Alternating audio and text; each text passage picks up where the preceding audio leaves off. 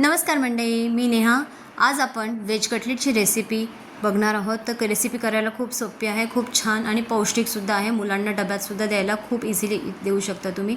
तर इथे पूर्वतयारी सर्व करून ठेवली। जास्त वेळ न घालवता आपण व्हिडिओला स्टार्ट करूया।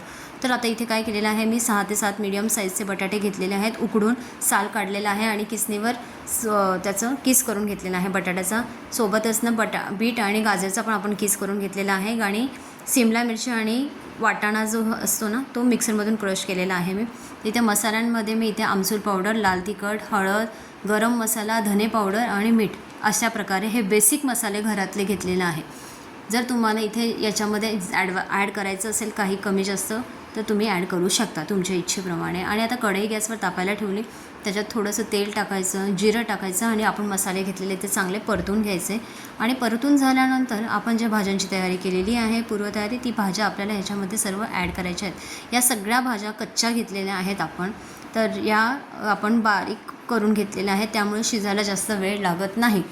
फक्त आपण इकडे उकडलेला बटाटा शिजवून घेतलेला आहे। तर ह्या भाज्या शिजायला 5 ते 6 मिनटं आपल्याला शिजवून घ्यायच्या आहेत या, आणि मग घ्यायच्या आहेत। कारण जर तुम्ही या कच्च्या भाज्या घ्याल ना, तर कटलेट जेव्हा तुम्ही खाता ना, तेव्हा त्या भाज्यांचा कच्चेपणा जाणवतो, म्हणून थोड्याशा भाज्यांना या शिजवून घ्यायच्या। आणि आता बघू शकता त्या 5 ते 6 मिनटं झाल्यानंतर मी आता याच्यात उकडलेला बटाटा ॲड केलेला आहे। सर्वात शेवटी आपल्याला इथे कोथिंबीर ॲड करायची आणि थोडंसं लिंबू पिळून घ्यायचं आहे मस्तपैकी, जेणेकरून ह्याचा ना एक आंबट गोडपणा कटलेटला खूप छान येतो। तर आता ही जे आहे कटलेटचं मिश्रण ते आपण साईडला थोडंसं कोमट करायला ठेवूया। तोपर्यंत एक वाटी घेतलेली आहे, वाटीमध्ये 1 चमचा कॉर्नफ्लॉवर घेतलेला आहे, थोडंसं पाणी घ्यायचं, थोडंसं मीठ टाकायचं आणि ही चांगली स्लरी करायची।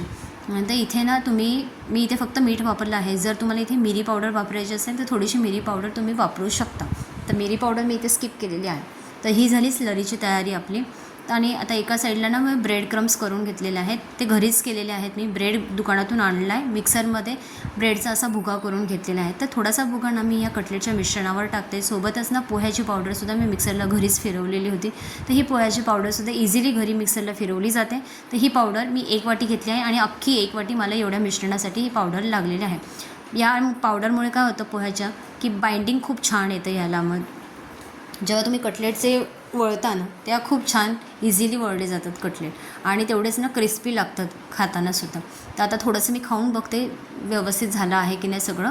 तर एकदम व्यवस्थित आहे। तर आता कटलेट वळायला स्टार्ट करूया। तिथे तुम्हाला ज्या शेपमध्ये कटलेटला शेप द्यायचा आहे त्या शेपमध्ये तुम्ही कटलेट देऊ शकता। तर इथे मी गोलाकारच शेप देत आहे, साधा सिंपल, जास्त वेळ जाणार नाही म्हणून। तर अशा प्रकारे मी सगळे कटलेटचा शेप करून घेते। एका साईडला गॅसवर कढई तापायला ठेवलेली आहे। आता आपण फ्राय करायला घेऊयात हे कटलेट।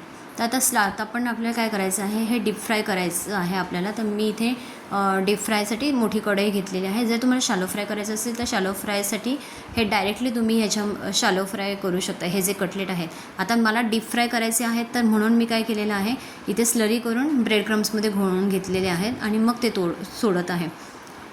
तर अशा प्रकारे सगळे मी हळूहळू सोडत आहे, जसे कढईमध्ये बसत आहेत तसे।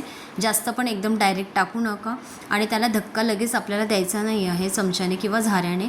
थोडंसं शांत झाल्यानंतर आपल्याला त्याला झटका द्यायचा आहे कटलेटचं जे मिश्रण असतं ते, जेणेकरून कटलेट दोन्ही साईडने शिजायला मदत होते जेव्हा तुम्ही अशा प्रकारे जेव्हा शिजतात, आणि तेवढेच ना कुरकुरीत पण लागतात हे कटलेट। तर आता इथे तुम्ही बघू शकता, आता तेल व्यवस्थितपणे शांत व्हायला सुरुवात झालेली आहे, म्हणजे जे बुडबुडे येतात ना ते शांत होत आहेत। तर आता या स्टेजला आपल्याला कटलेट काढून घ्यायचे आहेत प्लेटमध्ये।